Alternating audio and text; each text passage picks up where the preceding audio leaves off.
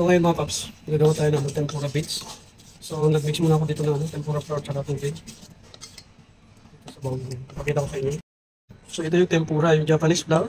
Nilagyan ko lang ng tubig yan. Mix ko lang taka. Dinalyot na mabuti. Ayan. Nagawa tayo ng tempura beets. Pang-garnish natin sa ating mga sushi. So ito, pinainit ko na yung mantika dito sa fryer. Ayan. Saka natin. Yan lang. Ito. Medyo itataas lang natin siya. Pero kantayin muna natin uminit yan. So ayan, wait lang natin. So ayan, nag-blend ako, mainit na. So maglalagay na tayo. Ayan, dapat medyo mataas.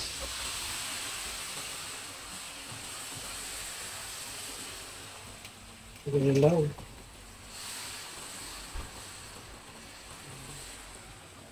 Ganyan mga paps. Ay, antayin lang natin yung matapos mo lang. Mas papakita ko sa inyo ano yung itsura niyan.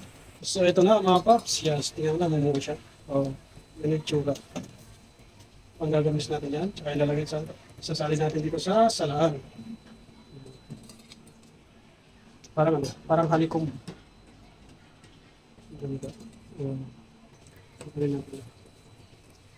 So ayan yung itsura. So ito na mga paps yung ating tempura beets yan. Kapag lalagay na yan sa ano, sa sushi yan, dinudurog yan, tapos pinapatong, yan ginagarnish.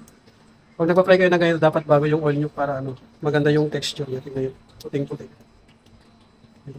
Ganda ng kulay. So yun mga paps, ito lang pagluto ng tempura beets. Yes. Maganda ito pag-garnish sa mga sushi.